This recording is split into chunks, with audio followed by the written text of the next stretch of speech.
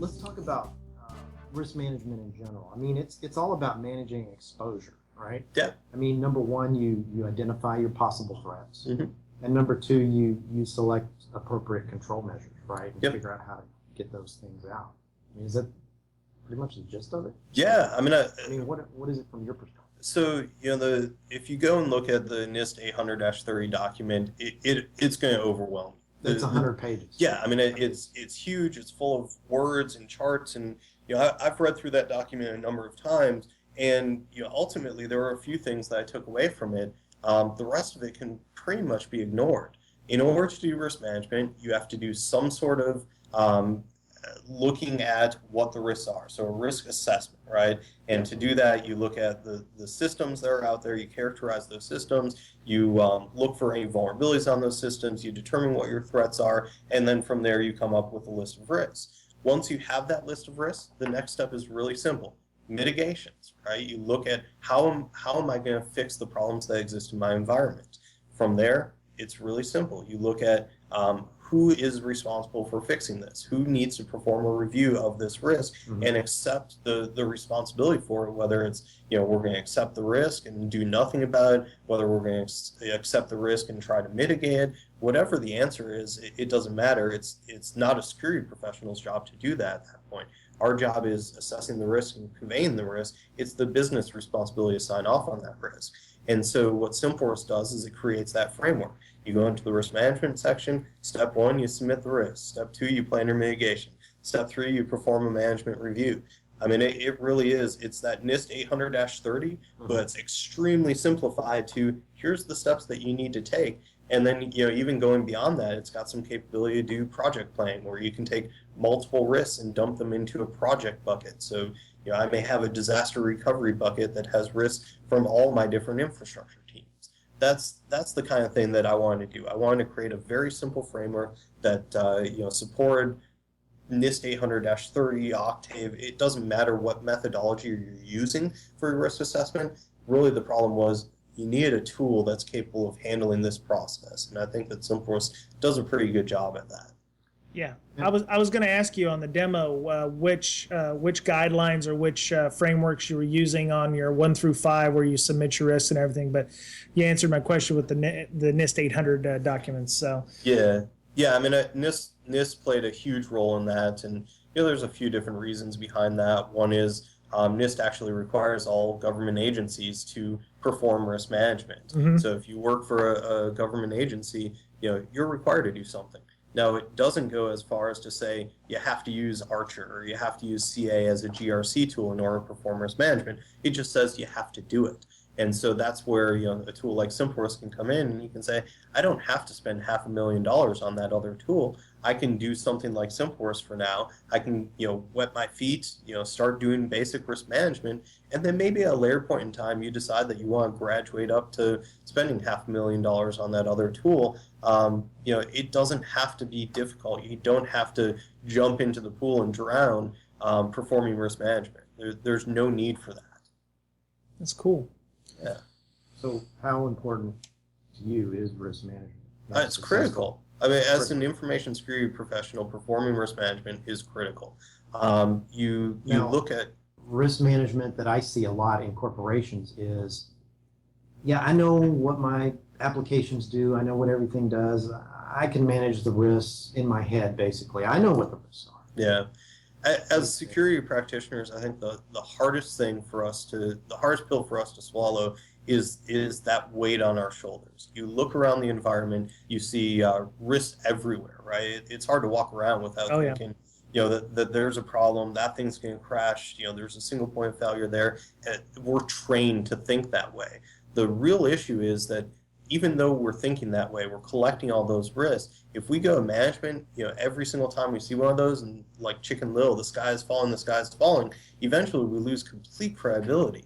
So creating a framework where we're able to assess and convey risk to management, but allow management to kind of hold the keys, so to speak, the signing off, the reviews of those risks, that is imperative to doing risk management, and as a security practitioner, that's what we want to see. We want to be able to empower management. We want management to feel like they're gaining insight into things that they never had insight into before because you've created this framework. And likewise, when you look at individual contributors within your organization, the individual teams, the people on the ground, if you can sit down with them, talk about risk, get them to kind of open up and let you know that these risks exist in their environment, it's a win. You automatically win as soon as you do that. And the way that you do that is you convince them that it's a CYOA thing, right? You say, if you give up these risks, these skeletons in your closet, if you're able to tell me what these things are, I can promise you that management will see that. Management will have to choose to do something or do nothing about that. But then at that point, if that thing happens, if that impact that we're worried about actually comes true, it's not your responsibility. It wasn't your problem. You did the right thing. You told us about this. It was management's responsibility to do something about it, and they chose to accept the risk rather than to actually do something about it. All right, let's talk about the 5 ways you can deal with risk, right? Number 1, you can accept the risk and absorb the cost. And that's what you just talked about. Yep. Number 2, you can mitigate the risk by fixing it. I mean, that's always a great thing to do, right? Yep. And number 3, transfer the risk, kind of like buying insurance. Yep. Transfer the risk away. Number 4, you can avoid the risk by removing that system. Yep. Right. And number 5, you can ignore the risk. Yep. Like so many companies do. Right? It's true. That's for me.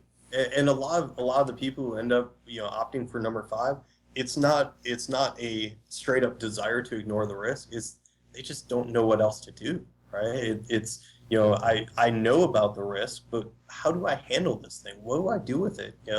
And so that's what we're trying to fix. It's that mentality that we need to change, and we do that by creating structure. It's I know about this risk. Now here's what I do. And one of the things that I've done with Simple Risk here at NI is I've created user accounts for every single member of our infrastructure teams, and I allow them to submit their own risks. Now there still has to be a review process there. A lot of times people get a little antsy about their risks, and so they'll mark it up as a extreme impact and an extreme likelihood when chances are really pretty slim. And so somebody, a security practitioner, management has to look at those risks and do some baselining, so to speak.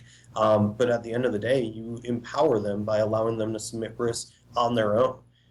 You're empowering management to actually take action on those risks, by giving them the visibility that they didn't have before.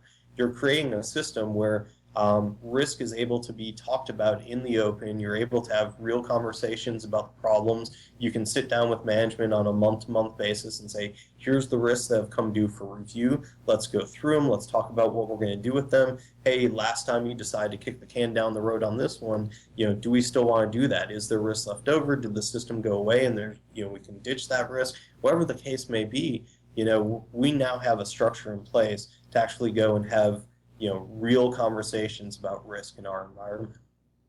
I noticed you licensed it according to I think the Mozilla public license. Is that what? Yep. Yeah. Mozilla Public License 2.0. So if somebody buys your product or has your product for free, can they customize it? Like I noticed some of the drop-down boxes were specific, like for control regulations. Let's say you're using something other than HIPAA 2701, Sarbanes, or PCI.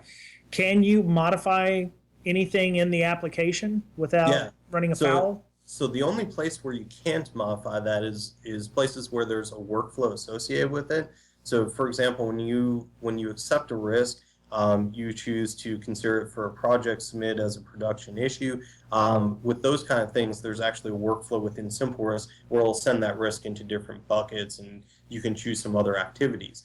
Everywhere else, if you're selecting a technology, if you're selecting a team, any of those kind of things, as an administrator for a Simple Risk instance, you can go in, you can delete all of my suggestions in there, add your own.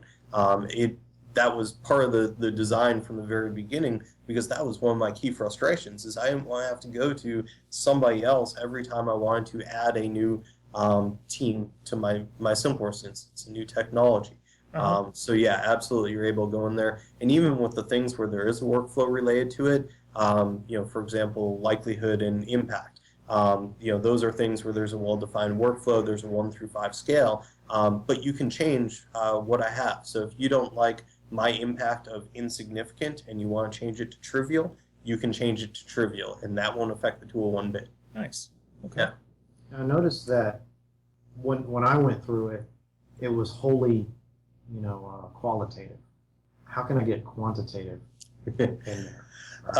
Yeah, so you probably won't. There was a student who contacted me not too long ago. They were working on their master's, and they asked me about that specific thing. Why are we able to do that? What's wrong with that particular risk assessment methodology that you don't include in the tool? Actuaries use it all the time. Why don't you do it? At the end of the day, I think that the key takeaway is that risk management, it doesn't matter what that value is. You don't need a percentage. You don't need a dollar figure. What you need is a priority. You need to be able to take all the risks in your environment, weigh them against each other, and then use that to figure out what do you need to work on next. And the thing that shows up as a 10 is going to be the next thing, then the 9, then the 8. It's very simple, and at that level, you don't need to know the actual dollar impact or anything like that, because if I ask you a question like your website for your company, if that website went down, what's the dollar value of that? It's a huge calculation. Yeah, it's an insane calculation, and chances are that you are going to have a very different answer than the other Brian would, right? You guys work at the same company, you do the same thing, but you're both going to have completely different answers for that question. And so it becomes extremely subjective. Whereas if you start using something like CBSS to score it, yes, you're going to get a number. Yes, it's going to be on a 1 through 10 scale, but that number is relative to all the other numbers that you get. And it's very objective. It's, is this vulnerable to, what is the method of exploitation? Is it over the local network? Is it a remote exploit? Right? It's very simple questions, multiple choice answers, and we're able to, as a user who's unfamiliar with that, we don't have to do crazy amounts of research. We just have to be able to check the right box and say, here's the answer. Let's move forward. Yep. Now there is another, I guess, more quantitative piece to it at the end, which is you have to know what the asset value is versus the level of effort to actually fix it. So if I have a 10 in terms of risk, but that asset is worth $10,000, and saying it cost me $1 million to fix that, we have a huge imbalance. And I'm not going to spend $1 million to fix that $10,000 asset, even if the impact is going to be big, and even if the likelihood is huge, right? So we have to kind of weigh that piece in, and I think that's where what you're talking about kind of comes to play. We do have to have some idea in terms of the risk reward, the cost benefit analysis here. And so, that comes to play after we've created that prioritization list, at least in my opinion. Well, I'm going to disagree with you there. Okay. I think, quantitative risk analysis can be important in a lot of organizations, and here's why. In order to get something fixed, a lot of times you have to pay for it. Mm-hmm. And how do you measure that value? The fix, that is. A lot of companies are driven, most companies are driven by finance. So how are you going to get approval to fix these things that are going to impact your company the most? Somebody's got to look at that, maybe even at the C level if it costs a lot, at dollars and cents, right? Mm-hmm. So what do you call it, the single loss expectancy, or maybe the annual loss expectancy is going to be $100,000. Yep. And the fix is going to be $10,000. It's a no-brainer. So I think a quantitative risk analysis is important, and maybe in the future you may go that route. Yeah, I'm with agree you. with you that it does take a lot of time, and it's a bigger effort, and maybe you can choose a hybrid approach. Yeah. To risk management as well. I think that's more what I'm arguing in favor of. I think that what you're talking about, there's absolutely value there, and when you're doing that cost benefit analysis, that's where it comes in, right? It's in figuring out what the asset value is versus what the likelihood of a failure. And so absolutely, there's value in doing that exercise, but I would say that the value comes in after the fact, after you've figured out what those priorities are, not beforehand. Because when you're doing that as part of your original risk calculations, you're basically factoring that in up at the front, and you're basing your prioritizations on what's the least cost approach to fixing the biggest impact, right? If you flip it around and you say, all right, let's prioritize this by likely an impact, come up with a number, you have everything relative to everything else, you automatically know that the thing that bubbles up to the top is the thing that has the most likely an impact, the biggest risk for your environment. From there, you do the cost-benefit analysis and figure out, what that asset value is versus what the cost is if that happens. And then you're focusing your time on those high-level risks, the stuff that's really important, instead of trying to do that analysis up front for every single risk in order to have those priorities filter out. Right. Does that make sense? Right. Yeah. Sure. I see what you're So it's where you want to spend your time. I mean, I would much rather spend, a little bit of time up front doing the prioritization, and then on the back end trying to figure out the cost-benefit for very specific things than try and do it the other way around. Yeah, because trying to figure out dollar amounts and everything, you mentioned that I might have one value on something and Boettcher would have another value on something, but management may even have a third, or they may even see something that we consider to be a priority that's extremely low actually be more important to them, because there might be a project we don't know coming up that is going to affect that level, that priority 4 or whatever. Yeah. So, a quick and dirty is better for, in the long run, and then you can decide on the, the back end after you bring your findings whether or not your priorities make sense. Yeah, well, and if you look at, the security the way it is today, the majority of InfoSec, they're having enough problems just doing basic risk management. Oh, right? yeah. You want to get them started on the easiest playing field as possible. And I think that the way that we do it today, the way that SimpleRisk does it today, is that way. Now, you start getting into the kind of stuff that you're talking about. There's absolutely value in that. I don't know if SimpleRisk is the right tool. Maybe that's the point where you graduate and start going to an Archer or CA or whatever. You go to an actual GRC tool at that point. SimpleRisk is really meant to be simple. Get in, do your calculations, get out. Risk management is a process. It's an extremely important process, but let's face it, it's not the only thing that we do as security professionals. We've got a lot of stuff on our plates, and so risk management, if it's too burdensome of a process, nobody's going to do it. Well, that's also why you would have like enterprise risk teams like Phil was talking about, where you would have a group of people who would get together and go, okay, what are the risks? We need to hash those out. What are the priorities? That kind of thing. So, if it is too burdensome, maybe there needs to be a team of people who is looking at it, and you decentralize it instead of just putting all that on one person's shoulders. Yeah, well, and again, that's part of what SimpleRisk is intended to do. You can distribute that amongst your teams. The security professional shouldn't be the one responsible for collecting every single risk that's out there. You run the tool, but it's the individuals who know about the risks, who deal with them on a daily basis.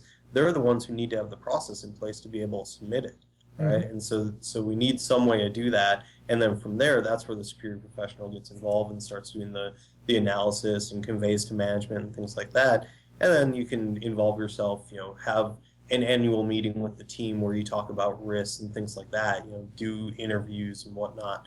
But give them the tools to be able to self-submit, and you'll find you got plenty of risks. There's no shortage of risks in our environment. The question is, are you collecting them and conveying them in a way that's meaningful? Yeah. Okay, so I love on your website where under paid support it says some companies shy away from free and open source because there's nobody's throat to choke when something goes wrong. Mm-hmm. So you started the process of setting up tiered support, which I find awesome. Are you the only guy troubleshooting it right now? Is that going to be you if we contact you? You get me. Right now it's early on enough that I'm not making enough money off of it to be able to hire somebody else. So you get me. And that's honestly probably what you want right now. Because you get the person who's responsible for writing every single line of code in that tool. Sure. If something is broken, chances are I can get to that, very quickly, very efficiently, and have an answer and have a fix out as soon as possible. That's pretty cool. So you have 3 tiers. Of course, the $10,000 one is when you're all rich and stuff, and you're expecting, big corporations to help out. 24/7, 365. That's nice. So I'll be able to call you at 3 a.m. if I have a problem. You know, the real difference between those tiers is whether you get to call and interrupt me when I'm sleeping at night, and whether it's worth it for me to roll out of bed to answer your call. Absolutely. Honey, it's 3 a.m. Why is somebody calling you? He paid $10,000 a year. I got to do this. You know, and maybe if you're paying that much for support, maybe I'll hire somebody else to roll out of bed. But you know, for right now, that's what it would take. So that's awesome. All right. So gotta start somewhere, right? So for people who want to try Simple Risk, obviously we've mentioned the demo a few times. You can go to simplerisk.org/demo, and it has a username and a password in there. And looks like people have already been in there adding things, and you know. Do you refresh that every once in a while? No, I've actually let that demo run since I first released the tool. And so what you're seeing in there, I do go in there and I close, like, people just click submit without putting a subject in there, things like that. Yeah. Those kind of things, I'll go in there, I'll just close those risks every once in a while. But what you're seeing is every risk that people have submitted, you know, since that demo went online. And, you know, it's pretty cool to be able to look in there. There's a report where you can view by the date submitted, and you can see that people are on there almost every day, playing with the tool, submitting new risks to it. I mean, it makes me smile every time I look at there. And I'm like, yeah, you know, an hour ago somebody was messing with it. You know, that's cool. And you know, to your Brian's challenge earlier, you know, where he was talking about the cross-site scripting, you'll look in there and you'll actually see people trying to do cross-site scripting stuff. And you know, every once in a while I'll comment on it and I'll be like, it was a nice try, but it didn't work. You know? Good try. Yeah. Nice. So I wanted to shift gears for a second because you were also on the International Board of OWASP. Is that what I understand? Yep, I'm a member of the board of directors for the OWASP Foundation. How does somebody get into a job like that? You know, that is a fantastic question. Actually, right now, OWASP is looking for candidates for the election. I think in October, they will announce who won the election. But as of right now, you can sign up and say, I want to run for the OWASP Board of Directors. It is an open vote amongst OWASP members, and the candidates, we're going to have, I believe it's 3 candidates this go around, 3 spots that are open. And so you can basically put your name in the hat and say, I want to be on the OWASP Board of Directors. And it's that easy. If the community votes for you, you're on the OWASP Board of Directors. So what kind of awesome superpowers do you get with that kind of thing? I mean, do you... you know, in all honesty, it's probably not as super as one would think. You know, I thought by joining the OWASP Board of Directors, when I put my name in for it, I thought that I would be making some, you know, profound statement about application security and be able to, like, change the world. In all honesty, we spend a lot of our time on governance, on how to make the organization run. By default, the Board of Directors is in charge of the strategic vision for the organizations. We focus on things like goals and stuff like that. We have some staff members, and they focus on the operations, the day-to-day goings of the organization. But anywhere where, you know, there's a question about, you know, this person is being a troll on the mailing list, how do we deal with them? That ends up going to the OWASP Board of Directors, you know? So we spend a lot of time doing that. I actually... just last night, put out an official motion to revive the OWASP committees. And so I've spent the last month plus drafting a new Committees 2.0 document that outlines how committees are created, how people become a member of OWASP committees, in an effort to kind of take some of the responsibilities, some of the current things that the OWASP board is doing, and put that back out to the community. So if we can find 5 people in the community who have a passion and something that they want to do to help the OWASP Foundation, they can say, I want to start a committee, people volunteer, and it's off and running with, you know, money and support and whatever they need to make that thing happen. So I think that really for me is, I'm doing what I meant to do when I signed up for the OWASP Board of Directors. Mm-hmm. I wanted to bring power back to the people. I wanted to kind of push this back on the community and say, if people want to get involved, they should have a way to get involved. It's not about the board. It's about the community and empowering people to make application security better, right? To spread the word. That's awesome. And you guys do a lot of good. WebGoat is a VM that I've used quite often to understand web vulnerabilities. You've got, we just did a podcast, two podcasts, as a matter of fact, an OWASP Top 10 from 2013, yeah. So yeah, do a lot of good work out there. And I was trying to find the local OWASP chapter up here in Seattle, but apparently it's quite informal. It's not the awesome National Instruments group that you guys have there with your HD Moores and stuff. I think they meet in a bar, very informally, and so that is one of the cool things about OWASP, in my opinion, is every single city, every chapter is totally different, and OWASP is totally flexible like that. In Austin, we may be a little bit more formal. We have fantastic speakers just by nature of being a place that people want to come to, by having great people in our community here like HD. But being able to go and meet up with dudes in Seattle at a bar and talk about AppSec, that's pretty cool too. And there was a time when I was running the OWASP Austin chapter where I started up I called it Secure Tacos. And we would meet, once every couple weeks or so in the morning at 1 in a Million and have a breakfast taco and talk about the latest application security news. Nice. It doesn't matter how you do it. The challenge is getting the community together, getting everybody talking about the issues, and sharing knowledge. That I think is really what OWASP, ISSA, ISACA, whatever the organization is, that's what it's all about. It's about the networking and the knowledge share. Mm-hmm. Yeah, I've noticed that moving up here to Seattle, you have I was in the ISSA chapter there in Austin and had gone to several OWASP groups, and you had 150 some people at an ISSA meeting, and then you come to Seattle's ISSA meeting and there's like 25, and 20 of them work for a small software company in Redmond, and the other 2 or 3 work at a large retailer who is an online retailer. So it's like everybody knows one another, and you're just kind of hoping that it'll get bigger, but it's the same 25 people every time. So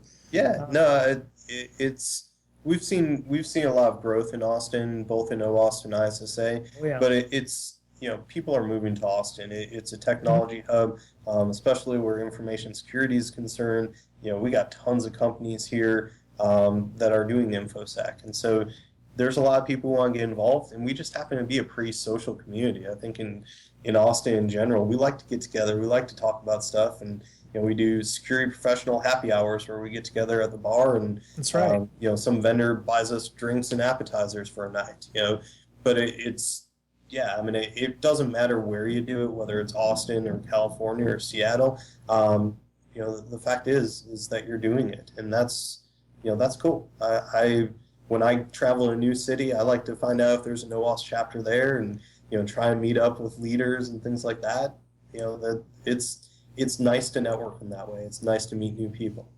So, Mr. Boettcher, do you have any other questions for Mr. Sokol? Oh, probably offline. No, I think OWASP does great work. I've frequently referenced like cheat sheets and things to development. Yeah. Oh yeah, our snake's cheat sheet was on there. Yeah, we actually when we're talking to our developers on things, especially Java related or the application related, we'll use links that we send from the OWASP website. We're like, okay, here's the code snippet on how to sanitize inputs. Here it is, right here in Java. That's how you do it. Yep. Use this. Yeah, and, OWASP is great for that. I mean, there's cheat sheets galore. It doesn't matter, what topic you're interested in. You can go to OWASP.org and find something. If it has to do with application security, it's probably there. And if it's not, you should probably write it and put it up on that wiki. And that's the kind of organization OWASP is. It's lots of people. Everybody has the same goals to make application security awareness and to try and fix broken stuff, right? That's right. So so before we go, is there anything you'd like to pimp, or would you like to talk about, or what? You mentioned earlier you're going to do the Black Hat Arsenal this year for. Yeah. So this is actually my second year. I'm going to be out in Vegas for Black Hat, doing the Black Hat Arsenal. Thanks to Tools Watch for accepting Simple Risk once again. Last year, I happened to be on Friday at like a 4:30, 5 o'clock time slot, and I had some traffic, but at that point, everybody is, or I think it was Thursday, most of the people are already taken off to the parties and whatever. This year, I got an awesome time slot. I'm on Wednesday, August 6th. I am from, I think, 12:30 to 2, something like that. So it's over lunchtime. Most of the people should have a break on that day during that time. Come and visit me. I'll show you a simple risk. We can walk through the demo. I'll set you up with a hosted account, whatever. But I love sitting down. I love talking with people, talking about risk management. And so, please, that's why I'm at the Black Hat Arsenal. It's not about the free Black Hat Pass, although that's a cool bonus. It's about sitting down, meeting with people, and showing off the tool that I've worked so hard to create. It's something that I'm passionate about. So That's awesome. Absolutely. So if somebody wanted to contact you, how would they go about doing that other than through simplerisk.org? So you can send me an email, josh@simplerisk.org. You can go to the website, www.simplerisk.org. You can send me a tweet at Josh Sokol. I think that's about it. You can send a carrier pigeon, but I don't have a coop, so I don't know how good that would do. You're also at Simple Risk Free, right? Yep, at Simple Risk Free is the Simple Risk Free account. Yeah. Okay. All right. So, yeah, man, it was awesome to finally have you on. I know we had met a few times at the monthly ISSA meetings in OWASP, but it was just a pleasure to have you on Breaking Down Security. So I had a great time. Thank you guys for inviting me. That's awesome. And like we tell all of our guests, if you want to come on, our podcast is at your disposal. We can have you on for another hour if you just want to sit here and shoot it. So sounds good. Right on. Count me in. All right. All right, take care. Thanks.